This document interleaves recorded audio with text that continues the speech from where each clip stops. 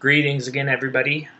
We're going to talk here about the substance-related and addictive disorders, as the DSM-5 calls it, also known more colloquially as the substance use disorders.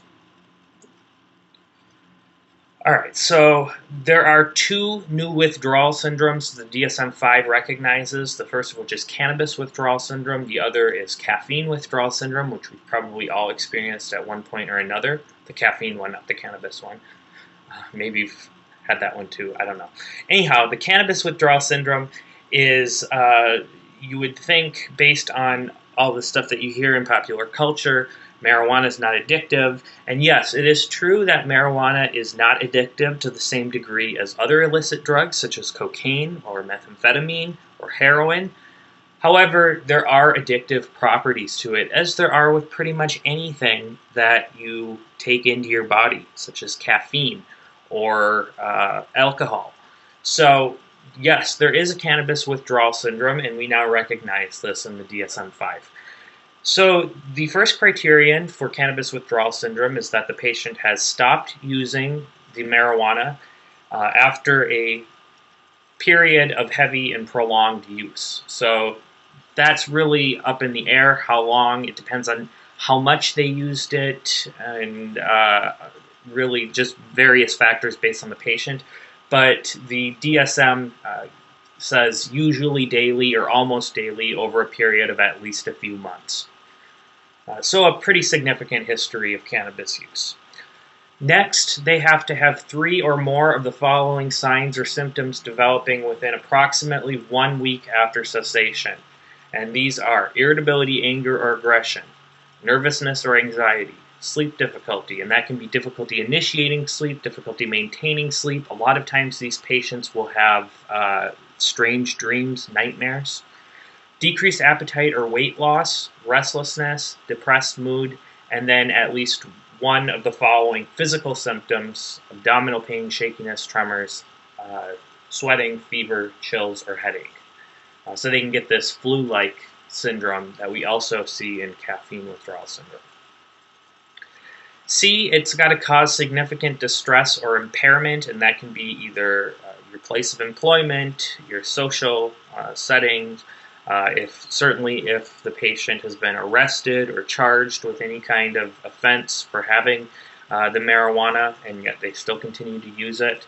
And then also if you're talking about college or high school age kids using it, getting caught, that's distress or impairment as well, regardless of whether it really distresses them. When we talk about impairment here, we're talking about negative consequences. Not just whether or not it bothers the patient. And then finally, D, obviously it can't be attributable to another medical condition, mental condition, or other substance. Caffeine withdrawal syndrome is certainly something you can imagine, probably because doctors have a tendency to sip on the coffee a lot. And now that we've got these energy drinks, Red Bull, Blue Ox, Monster, that have significant amounts of caffeine in it. We also have those new energy shots, the 5-hour energy, which I relied on a lot when I was in medical school. It's much easier now to get large amounts of caffeine, whereas in the past you would have to drink coffee and, talking 5, 6, 7 cups of coffee, not very easy to consume in one day.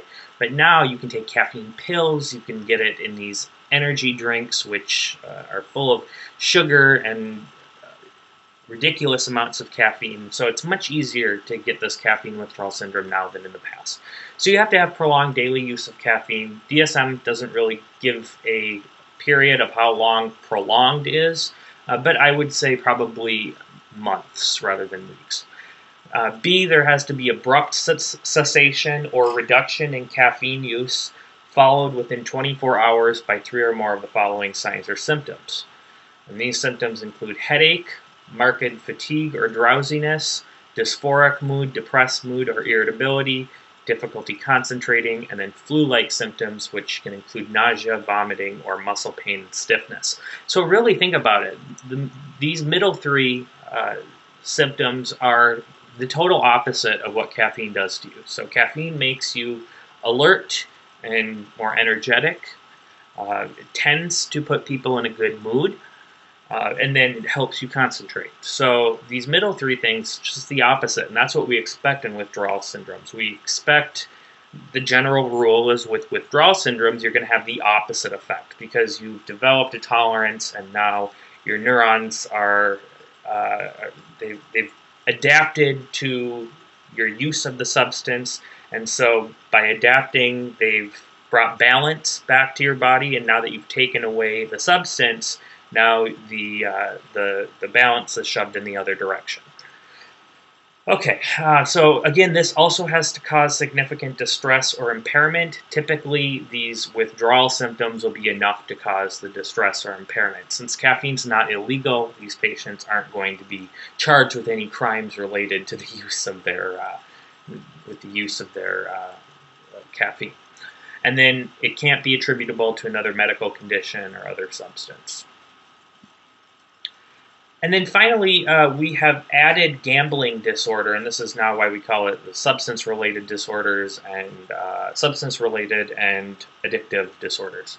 So I talked about gambling disorder in the impulse control disorders lecture, though the DSM-5 technically classifies gambling disorder now under the substance-related and addictive disorders heading. So let's get some definitions out of the way because these definitions are important and a lot of times they're misused and obscured. So substance use, that's just when you use a drug or you use alcohol. Alcohol, tobacco, those are drugs from now on, okay? So I go out to watch a football game and I have a beer. That's substance use, okay? Sounds bad, but it's not necessarily, okay? That's just substance use. I go out and have a beer. Substance abuse. So substance abuse is when you are engaging in substance use and that substance use poses a risk to you, it poses a risk to your well-being, it poses a risk to those around you, or it results in a maladaptive change in your life. Okay, so I go out and I drink a beer, and then I get behind the wheel of a car and I almost hit a pedestrian. Now my substance use has changed to substance abuse. Or if, let's say, I go out and have 5 beers instead of 1 beer, and I'm intoxicated. And not only am I intoxicated, but I am I'm getting sick and I'm missing work. That's substance abuse. So it's when you use a substance and it either poses a threat to you or those around you, and it leads to a maladaptive change in your life. That's substance abuse. Substance intoxication is just simply the effects of taking the drug. So I go out and have a beer and I'm more talkative. That's substance intoxication. Substance intoxication can also be I go and shoot up heroin and I die. That's an effect of substance intoxication. So it runs the gamut from totally benign to deadly. Substance tolerance. So this is when you have adapted to the drug, or your body's adapted to the drug, and now you need more of it to get to the same desired effect that you want. So let's say every week, every Monday and Wednesday, I go to the bar to watch the baseball game, and I just have a beer. And now, a few months later, I'm not as talkative just after 1 beer, so I drink 2 beers. That's substance tolerance. I'm tolerant to 1 beer, so now I need 2 because I want to be talkative. I want that effect. I've developed a tolerance. You can also have tolerance having a tolerance doesn't mean you take more. It just means that you don't get the same effect by the same amount that you've been on, okay? So substance withdrawal is when you have symptoms when you're not having the drug. So I have 3 beers every day, and then I stop for a day because I'm going to church or I'm with my family. And now, because of I'm not having beer, I feel symptoms of anxiety, I feel tremulous, I feel sick. That's withdrawal. Withdrawal is the symptoms you get after heavy or prolonged use, and it's the symptoms you get because you're not using it. Substance dependence is a behavioral change in your life. You are dependent on the drug because you want it so much and it's so expensive, so you have to change your life, and you lose control of your life, and you lose control of your ability to decide how much you want to take, and you've had social changes in your life, but you don't care, you want that drug. You are entirely focused on that drug. You are now dependent on that drug. Everything your life revolves around is that drug. And so what I put down here are 3 different aspects of substance dependence. The first being monopolization. That means that all you think about is that drug. All you want to do is get money. All your money goes for is into that drug, or most of it. That's monopolization. Loss of control means, I used to be able to stop at 3 beers. Now I might go out and have 9 because I want to have fun. But I don't care. That's a loss of control. You can't stop yourself at a certain level. Social changes. Well, you can imagine that if you're spending all your time and all your money doing a certain drug and you can't control it, you might lose your friends. You might get in with the wrong crowd. And that might lead to other problems like rape or violence. Social deterioration is another hallmark of substance dependence.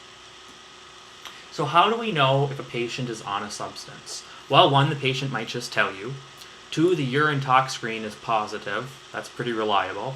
3, the patient's family or friends tell you. That's generally happens if they're in the emergency department and not conscious. Or 4, there are signs on the physical.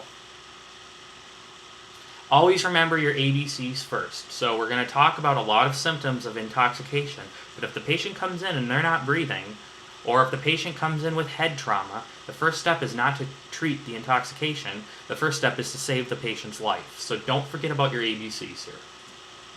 So what do we need to know about the patient? First, we need to know what drug do they use. And clinically, usually they've used more than one at that time. But on the USMLE, they're usually going to just isolate one drug at a time in a patient. So we can usually get a good idea based on the symptoms that the patient's displaying.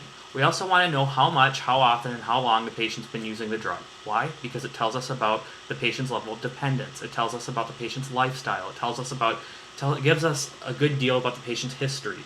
So that's going to be important information. Basic information from the history and physical are always going to be important. So what is substance dependence? We already kind of talked about it. Substance dependence in and of itself is a disorder. So it's characterized by severe negative interference in the patient's life with an inability or unwillingness to quit. So these patients know that they're dependent on the drug, even if they're denying it, they know it. And so it's leading to all these hallmarks of substance dependence that we talked about earlier. And usually there's going to be prominent social deterioration. The patient may have been held down a job, had a family, and now they're homeless and living on the streets. That's social deterioration. And that's very, very common to see that with patients with substance dependence. Family history is a risk. Children of alcoholics are at higher risk to become alcoholics. Comorbid psychiatric illnesses are a risk. You can imagine if you're depressed, well, what's going to be the thing a lot of people turn to? They turn to the bottle. That's not uncommon. Social interactions, that's a big deal too. If your friends do weed, you're probably going to do weed. If your friends do heroin, you might be at higher risk to do heroin because they might persuade you into doing it. So also expect the patient to deny dependence. Cage questionnaire is a good one that USMLE likes to throw at you. So basically these 4 questions: have you ever felt you should cut down on your drinking? Do you feel angry when people confront you? Do you ever feel guilty about it? Have you ever used alcohol as an eye-opener? This is specific to alcohol. You can't substitute other drugs for this. This is specific for alcohol, but if the patient answers 2 or more of these as yes, you can classify that patient as dependent or an alcoholic. So how do we treat patients with substance dependence? We, of course, have primary prevention. So that primary prevention is going to be preventing the dependence from happening in the first place, and that's like the DARE programs in schools and some public service advertisements that the Ag Council puts on. Secondary prevention, these are specific to certain drugs, some of these are for any of them. So rehab programs and detoxification, Inpatient detoxification is good to get the patient off their withdrawal symptoms or to get them out of their intoxication. Rehab programs are good as an outpatient therapy because it allows the patient to connect with other patients who are in the same boat, giving them a support group, and a lot of these also provide counseling for the patients to help them deal with any secondary psychologic addiction that they have. So even though you treat withdrawal symptoms, you might not treat the psychologic addiction. And that's what these rehab programs are good for.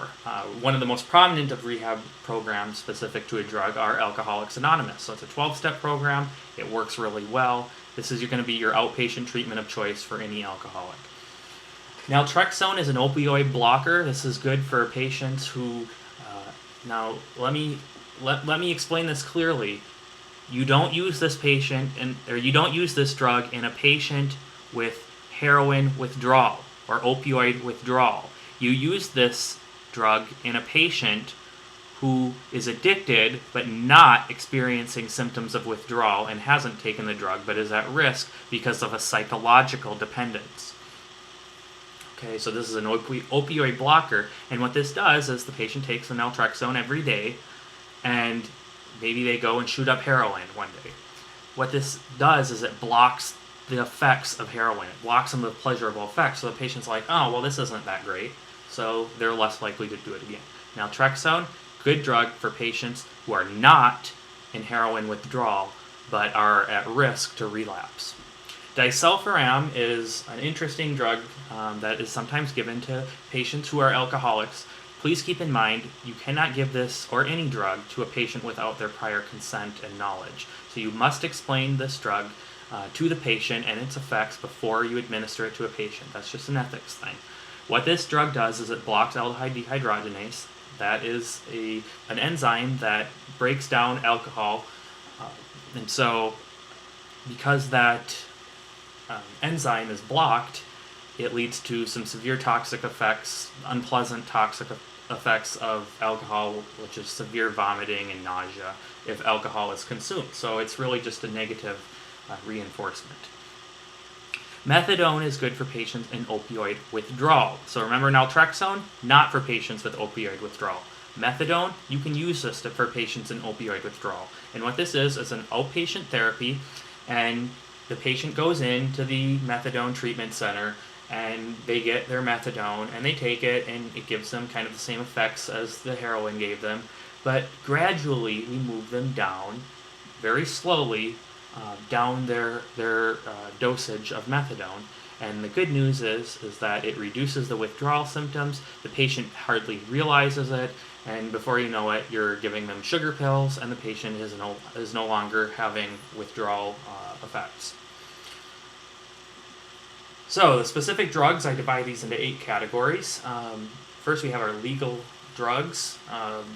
We have stimulants, sedatives, hallucinogens, date rape drugs, opiates, marijuana, and then there were 2 of them that didn't fit any of these categories, so I just kind of lumped them into an other category. So alcohol, most commonly used and abused drug in the U.S. How many of us have not drank alcohol? Not a lot of us who live in the U.S.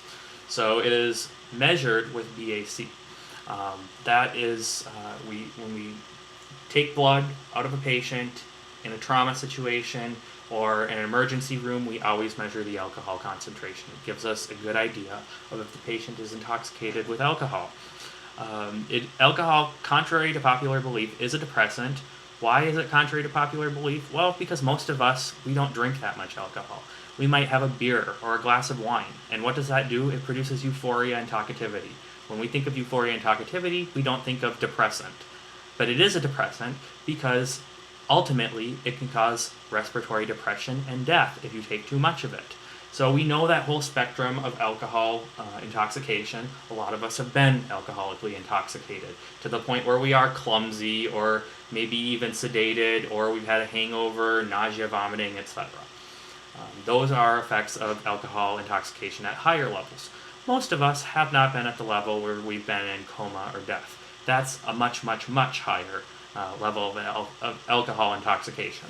So we have a patient who comes into the hospital and they have a BAC of 0.19 and they're intoxicated. What do we do? Well, in any patient, we have to first look at the ABCs. Usually a patient who's, at the legal limit or even twice the legal limit, they're not going to be in need of intubation. They're not going to be respiratory depressed. But make sure if a patient comes in and they're respiratory depressed, you always intubate them.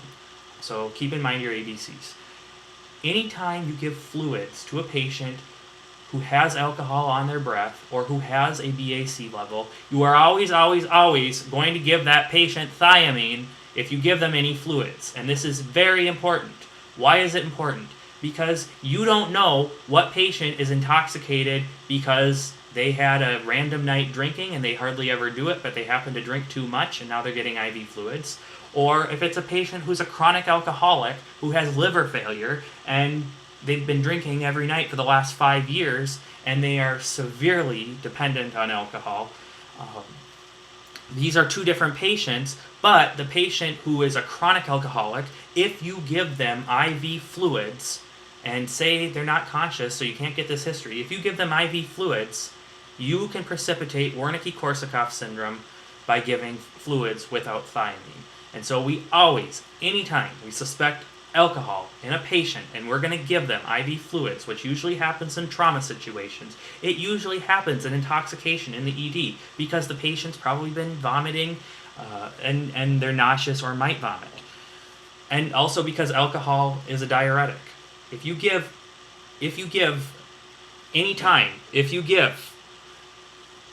fluids to a patient that you suspect has been using alcohol, even if it's the slightest suspicion, you are going to add thiamine. Okay? Big point on the USMLE. They will test you on this because you can cause a big problem in a patient if you don't. Withdrawal symptoms for alcohol include tremor, anxiety, and seizure hallucinations. If the patient has seizure and hallucinations and they're withdrawing from alcohol, this is something called delirium tremens. So, when an alcoholic patient is admitted to the hospital, after we're done giving them their fluids with thiamine, we want to prevent DTs. Why? Because, apart from the fact that DTs are bad, patients who are alcoholics, even though they're alcoholics and we don't want them to have DTs, they're not allowed to drink alcohol in the hospital.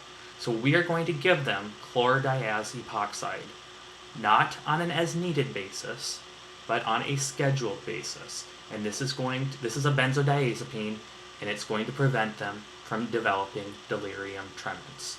So chlordiazepoxide for any alcoholic patient who is admitted to the hospital. This isn't the patient who comes in and they had a drink and now you're going to admit them for one reason or another and they're not an alcoholic. This is for your chronic alcoholic patient that is being admitted to the hospital. Give them chlordiazepoxide, scheduled a benzodiazepine. It prevents them from getting DTs. Management of DTs, if they develop it. These patients are hospitalized. They need supportive care and benzodiazepines. And you're going to give them one of the shorter acting benzodiazepines like diazepam or lorazepam, the benzodiazepines that are given for seizures. Okay, so let's shift to nicotine and tobacco. These patients will not be in the ED, and if they are, you're not going to be treating their nicotine and tobacco usage. These are the patients that come into the clinic and they say, "Doc, I want to stop smoking." Or they're the patients that have risk factors for coronary artery disease and they smoke, and you tell them, "You must quit smoking." So the long-term effects of smoking or chewing tobacco are respectively lung cancer and leukoplakia. Of course, we also have COPD, that's also very important with smoking. Management is going to be quitting, and then what we do uniquely is we treat the withdrawal symptoms. We expect they're going to have withdrawal symptoms. Most people who've smoked have smoked years and years and years and years, decades. So we want to treat the withdrawal effects, which are anxiety, irritability, increased appetite, and drowsiness. So we do this with nicotine replacement therapy, which is over the counter, gums, patches, your Nicorette, all that stuff. We can also use prescription drugs. The two that are out there that are used most commonly are varenicline, which is Chantix. You see it on all the commercials. I don't like this drug. A lot of patients I've given this drug to have had problems with it, and that's probably why I have a bias against it. You don't see it come up on the USMLE hardly at all. I've never seen it come up on the USMLE. There are side effects for varenicline. It's a nicotine antagonist, and the side effects can be psychosis, suicidality, even homicidality. So I don't like this drug, but it is out there. Some people like it. They swear by it. Bupropion is the drug that's going to come up on the USMLE for medical management of nicotine and tobacco use.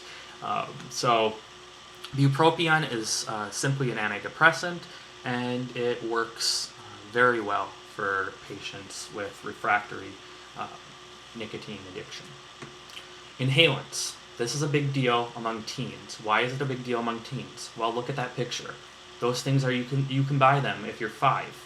You don't need an ID to buy these things. And yet, by sniffing this stuff, paint solvents, glues, thinners, household cleaning products, you can get symptoms of slurred speech, delusions, decreased motor coordination, wheezing, belligerence, psychosis. Kids are stupid. They like to do this stuff because they're curious. You're going to see this among 15, 16, 17-year-olds. You're not going to see this among a 40-year-old. So if you get a question of a patient who's 14 and they're intoxicated, inhalants should be at the front of your mind. Also think about alcohol and other stuff because they can do that too. But inhalants are unique among the pediatric populace. A lot of times you're going to smell an odor on the patient. That's usually not common with alcohol and the other things, especially cocaine. You're going to smell an odor on the patient. Yeah, with alcohol you might smell alcohol, but that's got a very particular odor. With inhalants, you might smell WD-40 or paint thinner. That's not something you usually smell on a patient unless they've been doing something. So you'll smell an inhalant odor on the patient. The management here is just supportive. There's no withdrawal symptoms from this. It's just supportive management. Usually these kids are going to need psychotherapy in the long term, but antipsychotics can be used if these patients do get agitated because inhalants can cause belligerence and psychosis. So antipsychotics, as usual in the ER, you can use antipsychotics as necessary. Cocaine and amphetamines. So these are some harder drugs here. The common sort of pathway between the two of these is that they block the reuptake of dopamine and serotonin and norepinephrine. Don't get at me about the pathway.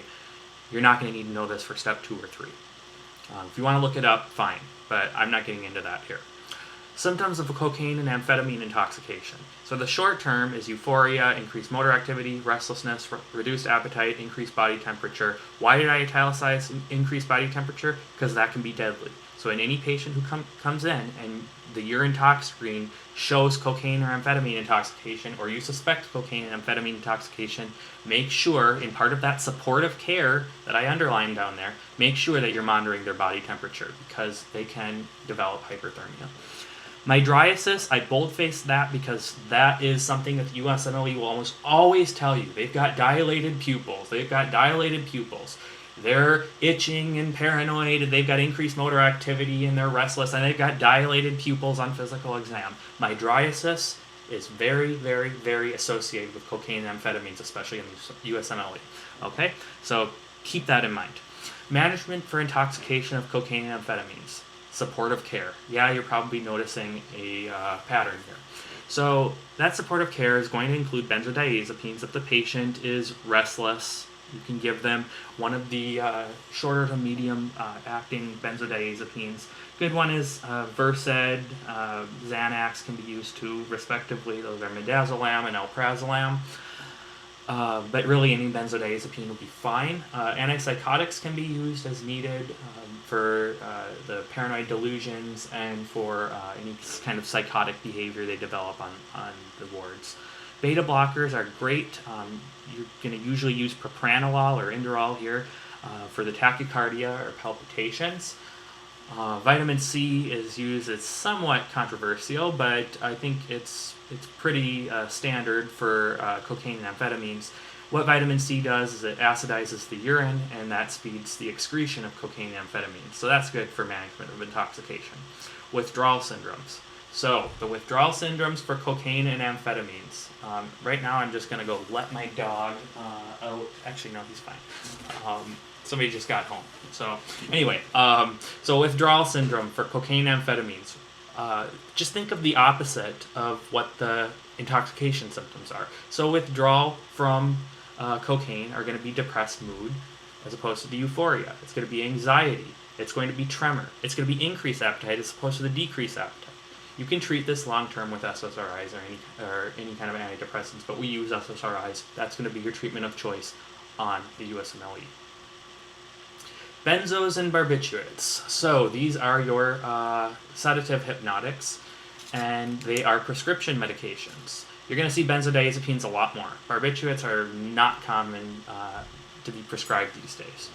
So symptoms of acute intoxication are going to include behavioral disinhibition, somnolence, sedation, and respiratory depression. You see these in suicide attempts. Why do you see these in suicide attempts? Well, who do we prescribe benzodiazepines to? We prescribe these to patients who are having anxiety disorders. Are people with anxiety disorders more likely to commit suicide? Yes. And so where are they going to go? They're going to go to their benzos. They're going to go to their Ativan. They're going to go to their Valium. They're going to go to their Versed. And they're going to overdose. So you see this a lot in suicide attempts. The management for any kind of benzodiazepine or barbiturate overdose is going to be supportive. You're going to want to monitor their pulse ox because there is a possibility of respiratory depression in these patients. If respiratory depression ensues, you're going to intubate them, and flumazenil is the treatment of choice to block the benzodiazepine. It's the antidote. I will say that flumazenil is not used commonly in the ED, but you will see it come up on the USMLE as sort of a trivia. What do we use in a patient with, in this patient with benzodiazepine overdose? Flumazenil would be the treatment of choice. 1 second. Okay, so the withdrawal symptoms for benzodiazepines include anxiety, insomnia, hyperactivity, decreased appetite, and seizures. So why anxiety, insomnia, and hyperactivity? Well, think about what benzodiazepines do. They calm you down. So the opposite, the withdrawal, is going to be increased motor activity.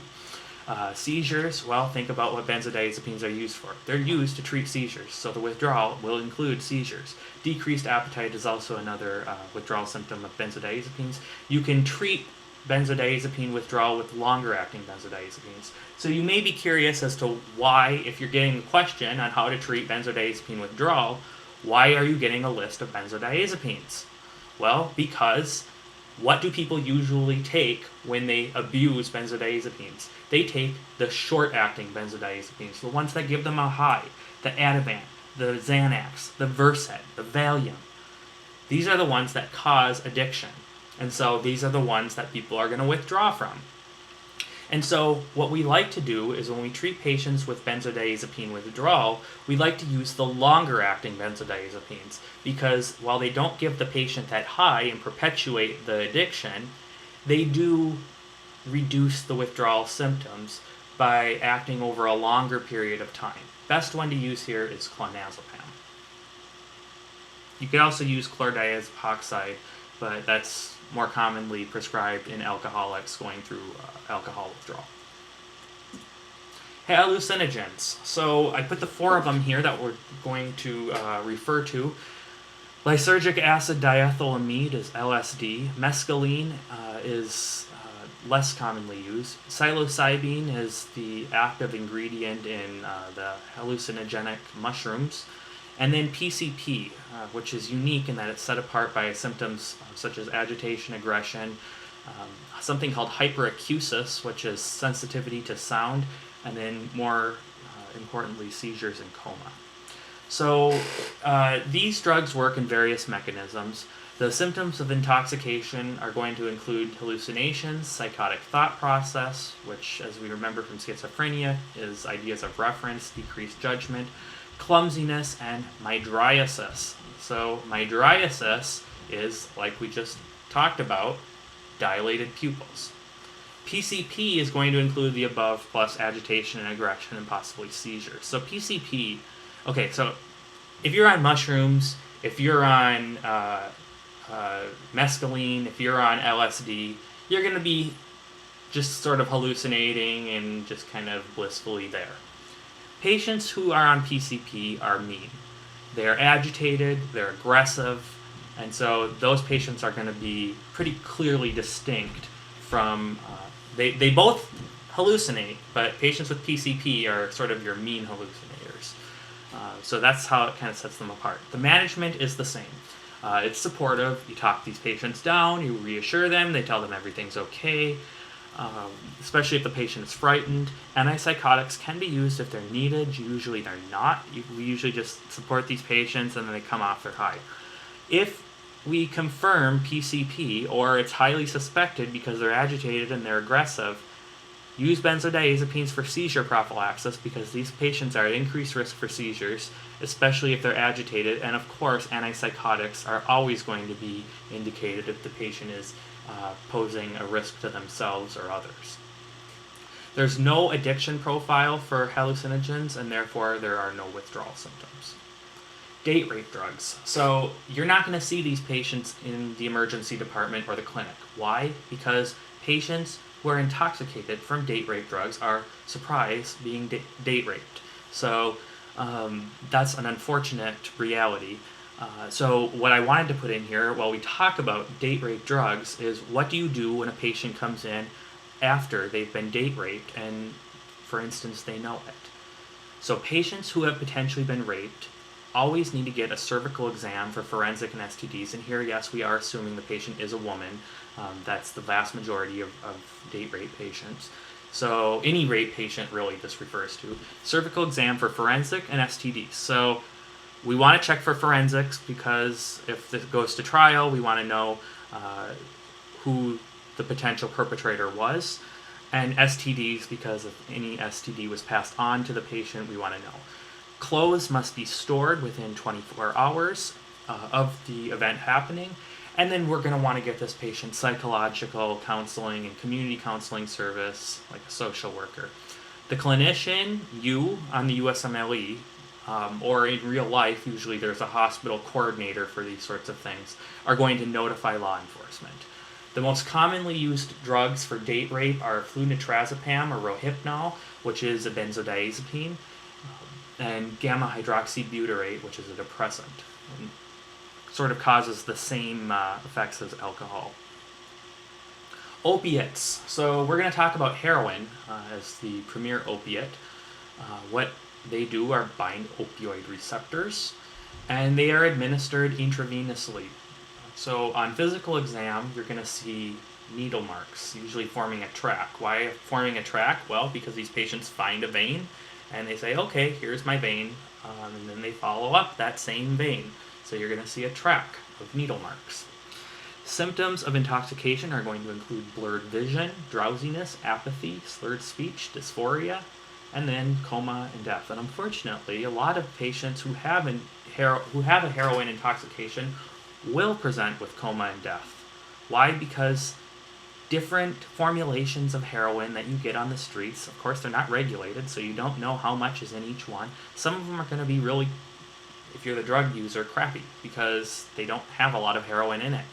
So you might think, okay, well, 10 milliliters, I don't know how much they use, does it for me. So they use 10 milliliters. Then they go somewhere else and they get the really, really, really good stuff. And they inject themselves with 10 milliliters and it had a higher concentration of heroin and they overdose, they die. Sad reality. I bold-faced here meiosis. This is constricted pupils. Definitely word associate meiosis with heroin or meiosis with opiates. Constricted pupils equals opiates. So keep that in mind.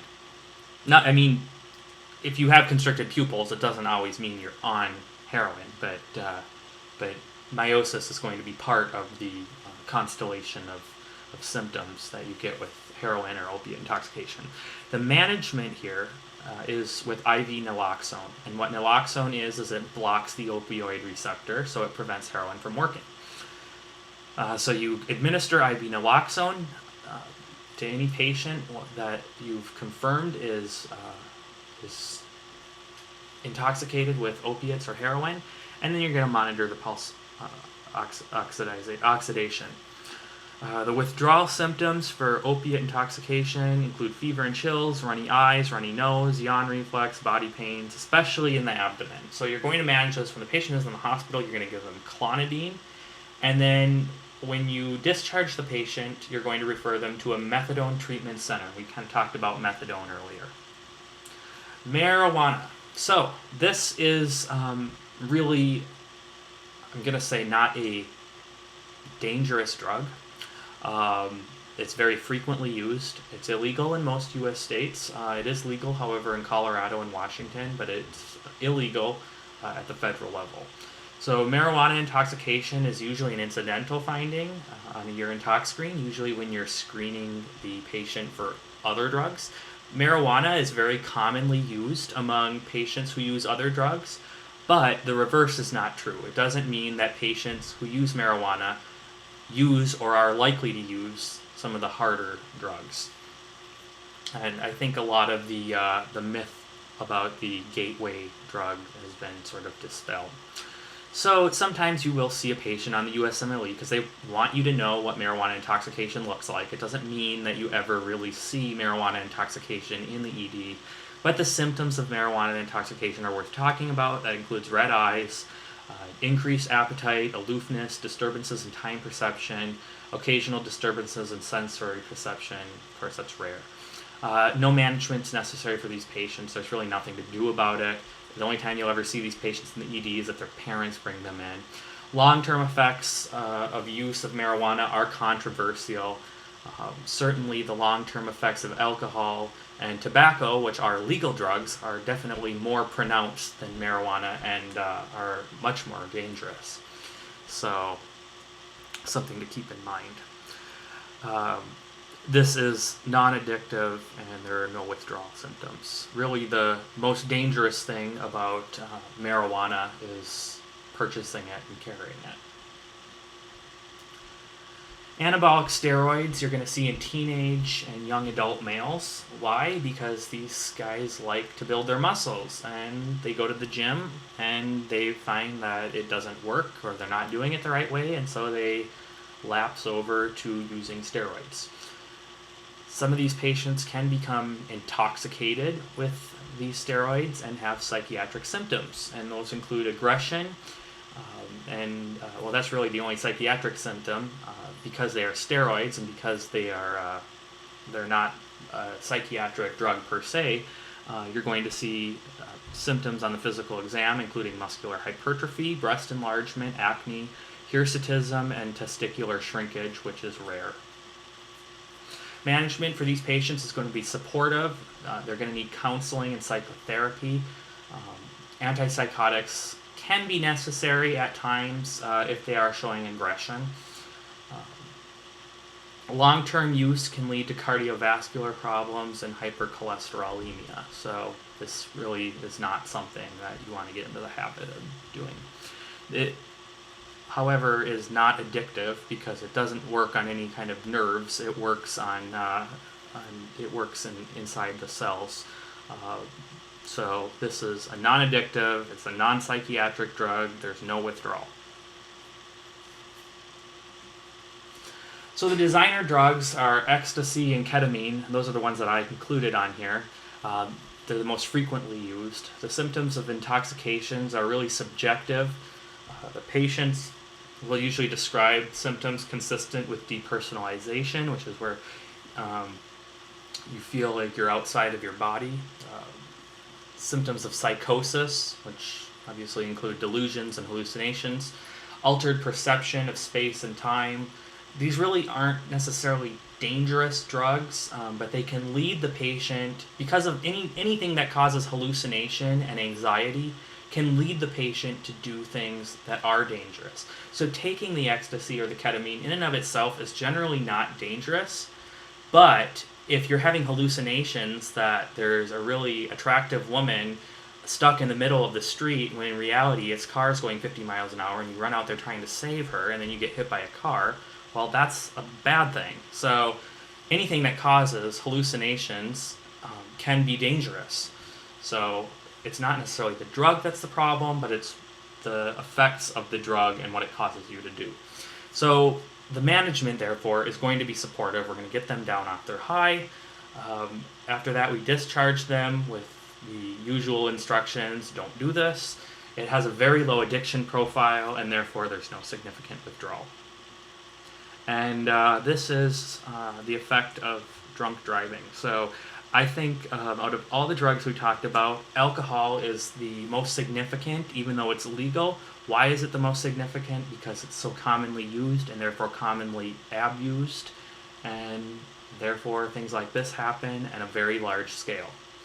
And so you can see blood on the road, you can see clothes, you can see parts of the car. This is really unfortunate.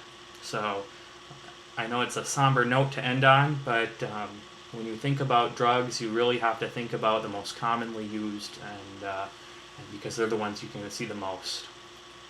So we'll talk in the next section.